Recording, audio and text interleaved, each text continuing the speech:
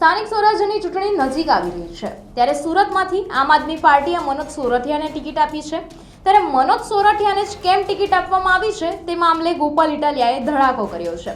આ સમગ્ર મામલે વિગતે ચર્ચા કરીએ। સ્થાનિક સ્વરાજ્યની ચૂંટણીને લઈને દરેક પાર્ટી ભારે ઉત્સાહ બતાવી રહી છે ત્યારે આમ આદમી પાર્ટી પણ જોરશોરથી તૈયારીઓ કરી રહી છે ત્યારે તેઓએ સુરતમાંથી મનોજ સોરઠિયાને ટિકિટ આપી છે જે બાદ લોકોને અનેક પ્રશ્નો ઊભા થયા કે અત્યાર સુધી મનોજ સોરઠિયાએ પડદા પાછળ રહીને કામ કર્યું છે ત્યારે હવે મનોજ સોરઠિયાને કેમ આગળ કરવામાં આવે છે। આ દરેક મામલે હવે ગોપાલ ઇટાલિયા મેદાને આવ્યા છે તે આ સમગ્ર મામલે ગોપાલ ઇટાલિયાએ સ્પષ્ટતા કરી છે કે મનોજ સોરઠિયાને જ કેમ ટિકિટ આપવામાં આવી। નમસ્તે મિત્રો, હું છું ગોપાલ ઇટાલિયા। આમ આદમી પાર્ટીના ક્રાંતિકારી યોદ્ધા મનોજ સોરઠિયાને આમ આદમી પાર્ટી દ્વારા સુરત મહાનગરપાલિકામાં વોર્ડ નંબર 4 ના ઉમેદવાર બનાવવામાં આવ્યા છે। મનોજ સોરઠિયાને જ કેમ અને સુરતમાં જ કેમ, આ બે પ્રશ્નોના જવાબ ગુજરાતભરની જનતાએ જાણવા જરૂરી છે। આજકાલ રાજનીતિમાં લાંબો સંઘર્ષ કરવાની માનસિકતા લગભગ નેતાઓમાં રહી નથી। દરેક નેતા એવું ઈચ્છે છે કે શોર્ટકટ મળે તો ભાગી જવું છે, સારી ઓફર મળે તો ભાગી જવું છે। એવા જમાનામાં સતત 12-13 વર્ષ સુધી કોઈ પણ પ્રકારના પદ વગર, કોઈ પણ પ્રકારની ટિકિટ વગર, કોઈ પણ પ્રકારની અપેક્ષા વગર એક જ પાર્ટીમાં 12-15 વર્ષ સુધી કામ કરનાર કોઈ વ્યક્તિ હોય તો એ છે મનોજ સોરઠિયા। એ પોતે ઉદ્યોગપતિ હતા। ભાવનગર જિલ્લાના મહુવા તાલુકાના મોદા ગામના અંતરિયાળ વિસ્તારમાં ખેડૂત પરિવારમાં જન્મેલા મનોજભાઈ સ્વબળે સ્વમહેનતથી ફાર્માસિસ્ટ બન્યા આજથી અનેક વર્ષો પહેલા। મારા કરતા તો ઉંમરમાં 10-15 વર્ષ મોટા છે। વર્ષો પહેલા ખેડૂત પરિવારમાં, અભણ પરિવારમાં જન્મેલ એક વ્યક્તિ ફાર્માસિસ્ટ બને એ બહુ મોટી ઘટના કહેવાય। ગામડામાંથી શહેરમાં ભણવા જવું, જાતે ભણવું, જાતે આગળ વધવું, આજુબાજુમાં ભણતરનો માહોલ ન હોય એવા સમયમાં ભણવું એ મોટી વાત છે। અને ભણ્યા પછી તેઓ પોતે સ્વબળે બિઝનેસ સ્થાપ્યો। એ જમાનામાં વોટર જેટ મશીનોની ખૂબ બોલબાલા હતા ટેક્સટાઇલ ઇન્ડસ્ટ્રીઝની અંદર। સુરતની અંદર વોટર જેટ મશીનના બહુ મોટા ડીલરે હતા, ઇન્ટરનેશનલ લેવલે કામ હતું। એક ઓફિસ એમની દિલ્હીમાં હતી, એક સુરતમાં હતી અને એક વિદેશમાં હતી। મહિનામાં, વર્ષમાં 6 મહિના ભારતમાં, 6 મહિના વિદેશમાં રહેતા, ખૂબ પૈસા કમાતા અને સારું જીવન જીવતા હતા। 2012માં જ્યારે અન્ના આંદોલન થયું, ભ્રષ્ટાચારની વિરુદ્ધમાં વ્યવસ્થા પરિવર્તન કરવાનો એક વિચાર દેશભરમાં જાગ્યો, ત્યારે મનોજભાઈ પોતાના કામ ધંધામાંથી સમય કાઢી અને આંદોલનની અંદર પોતાનું યોગદાન આપવા લાગ્યા। સમય જતાં એમને એવું લાગ્યું કે રાજનીતિ બદલવી એ ખૂબ જરૂરી છે અને રાજનીતિ બદલવા માટે સારા માણસોનું રાજનીતિમાં આવવું એ પણ ખૂબ જરૂરી છે અને એટલે એમણે ફૂલ ટાઈમ રાજનીતિ 2012થી સ્વીકારી લીધી। 2012ની પહેલા તો એ બહુ મોટો ધંધો કરતા હતા, વિદેશમાં એમની ઓફિસો હતી, ભારતમાં એમની ઓફિસો હતી, દિલ્હીમાં ઓફિસ હતી, બધું જ હતું, ખૂબ પૈસા કમાતા, પણ ફૂલ ટાઈમ રાજનીતિમાં 2012થી આવી ગયા। અરવિંદ કેજરીવાલના સૌથી નજીકના અને સૌથી જૂના સાથી તરીકે એ ઓળખાય છે। 2012માં તો આમ આદમી પાર્ટી બની, દિલ્હીમાં જીતી, પણ ગુજરાતમાં શું તો કે કંઈ નહીં। 2013માં 14, 15, 16, 17, 18, 19 આટલા વર્ષો સુધી એમણે આમ આદમી પાર્ટીમાં ગુજરાતમાં સક્રિય રીતે કામ કર્યું। દિલ્હીમાં 2 વખત જીતી, પણ ગુજરાતમાં શું 2012થી લઈ અને 2019 સુધી ગુજરાતમાં આમ આદમી પાર્ટી એક મજબૂત રાજકીય પરિબળ તરીકે ઉભરી આવી ન હતી। તેમ છતાંય મનોજભાઈ એક અડગ મનના માનવી તરીકે વ્યવસ્થા બદલવી છે, રાજનીતિમાં બદલાવ લાવવો છે, એવો જે સંકલ્પ લઈને 2012માં આવ્યા હતા એ સંકલ્પને મજબૂતીથી પકડી રાખ્યો। અનેક ચડાવ ઉતારોની અંદર પણ મજબૂતીથી આમ આદમી પાર્ટી સાથે જોડાયેલા રહ્યા અને અત્યારે હું એમ કહી શકું કે આમ આદમી પાર્ટીમાં અત્યારે હાલમાં જૂનામાં જૂનો કોઈ માણસ જો હોય તો એ મનોજ સોરઠિયા છે।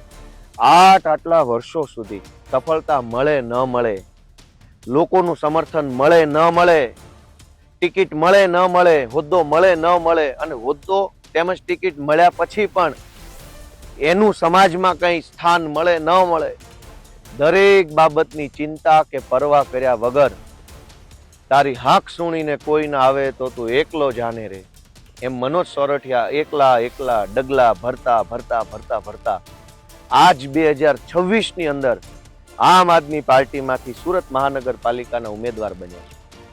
આમ જુઓ તો આજે કેટલા વર્ષોનો લાંબો સંઘર્ષ કરીને અમે બધા અહીંયા પહોંચ્યા છે. એમાં મનોજભાઈનો સંઘર્ષ તો જુઓ, 1.5-2 વર્ષ સંઘર્ષ કરે ને 4-5 આંદોલન કરે તો ગમે તે માણસ ગુલાટી મારી જાય છે.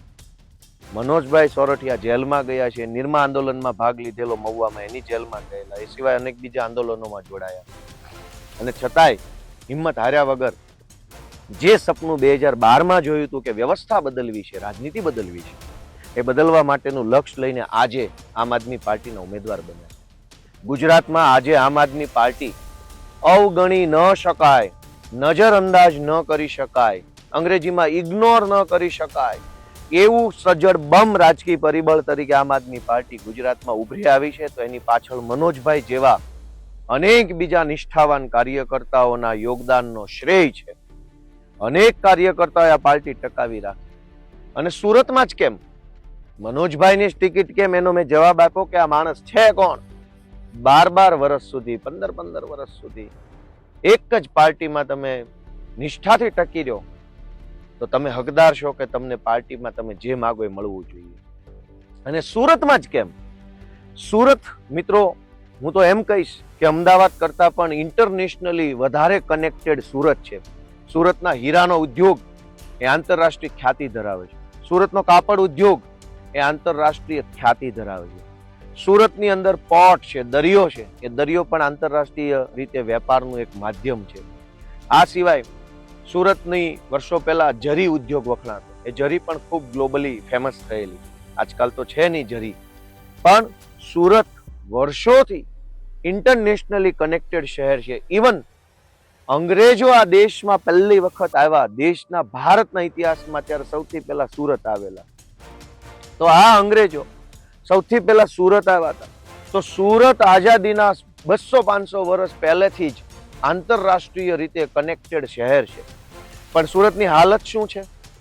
સાંકડા રોડ, તૂટેલા રસ્તાઓ, ટ્રાફિક જામ, ચારો તરફ કચરાના ઢગલાઓ, ભ્રષ્ટ નેતાઓ, સરકારી સત્તાતંત્રની દાદાગીરીઓ, દરેક કચેરીમાં ધરમ ધક્કાઓ, પૈસા આપો તો કામ થાય નહીં તો ન થાય, ચારો તરફ ગેરકાયદેસર બાંધકામો, અને માણસને જીવન જીવવા માટે જે કંઈ 4-5 જીવન જરૂરી વસ્તુઓ હોય, જેમાં શાળા સારામાં સારા સરકારી દવાખાના, સારામાં સારી પબ્લિક ટ્રાન્સપોર્ટ સુવિધા, ટ્રાફિક અને ગેરકાયદેસર બાંધકામ ફ્રી શહેર, આટલી સુવિધાઓ જો એક શહેરમાં 30 વર્ષ પછી ભાજપ ઊભી ન કરી શક્યું હોય તો આપણને જરૂર છે એક સારા વિઝન વાળા નેતાની.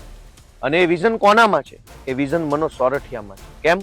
કેમ કે મનોજ સોરઠિયા 15 વર્ષ સુધી પોતાના વિઝન સાથે જોડાયેલા રહીને આમ આદમી પાર્ટીને આગળ લાવવાનું કામ કરી શકતા હોય તો મનોજભાઈ જેવો નેતા સુરતને પણ આગળ લાવી શકે. આંતરરાષ્ટ્રીય કનેક્શન ધરાવતા શહેરોમાં, શહેર સુરતમાં આંતરરાષ્ટ્રીય કક્ષાની શું સુવિધા છે? આંતરરાષ્ટ્રીય કક્ષાના સ્કૂલ સુરતમાં નથી, આંતરરાષ્ટ્રીય કક્ષાના દવાખાના સુરતમાં નથી, આંતરરાષ્ટ્રીય કક્ષાના રસ્તાઓ સુરતમાં નથી, આંતરરાષ્ટ્રીય કક્ષાની કોલેજો સુરતમાં નથી, આંતરરાષ્ટ્રીય કક્ષાનું ટાઉન પ્લાનિંગ સુરતમાં નથી, આંતરરાષ્ટ્રીય કક્ષાનું પબ્લિક ટ્રાન્સપોર્ટ સિસ્ટમ સુરતમાં નથી, આંતરરાષ્ટ્રીય કક્ષાનો સિવિક સર્વિસ સુરતમાં નથી. તો ક્યારે આવશે? કોણ લાવશે? એ વાતનો જવાબ આપવા માટે આમ આદમી પાર્ટીએ મનોજભાઈ સોરઠિયાને વોર્ડ નંબર 4ના ઉમેદવાર બનાવ્યા છે. આશા રાખીએ કે સુરતની જનતાનો ખૂબ આશીર્વાદ આમ આદમી પાર્ટી, મનોજભાઈ સોરઠિયા અને અમારા સૌ ઉમેદવારોને મળે અને આંતરરાષ્ટ્રીય કક્ષાનું શહેર તરીકે સુરતને આમ આદમી પાર્ટી આવનારા 5 વર્ષમાં ડેવલપ કરશે એવી અભ્યર્થના સાથે સૌને ખૂબ ખૂબ. જે રીતે સ્થાનિક સ્વરાજ્યની ચૂંટણીનો ગરમાવો ચાલી રહ્યો છે તે બાબતે હવે ગોપાલ ઇટાલિયાએ સ્પષ્ટતા તો કરી કે મનોજ સોરઠિયાને કેમ ટિકિટ આપી. તેમણે સ્પષ્ટતા કરતા કહ્યું કે મનોજ સોરઠિયા અત્યાર સુધી કોઈ પણ પદ મેળવ્યા વગર પાર્ટી માટે સારું કામ કર્યું છે, પાર્ટીના હિત માટે વિચાર્યું છે અને તે જ બાબતે મનોજ સોરઠિયાને ટિકિટ આપવામાં આવી છે. હવે તેમણે વધુમાં આ વિશે કહ્યું કે સુરતને હવે સારા નેતાની જરૂર છે, જે જનતાનું સાંભળે, જનતાના હિત માટે કામ કરે, તેથી મનોજ સોરઠિયાને ટિકિટ આપવામાં આવી છે. હવે સવાલ એ ઊભો થાય છે કે આ દરેક બાબતે મનોજ સોરઠિયા ખરા ઉતરે છે કે નહીં, એ જોવાનું રહેશે. અત્યાર માટે બસ આટલું જ. તમારું આ વિશે શું કહેવું છે તેમને કમેન્ટ કરીને જરૂરથી જણાવજો.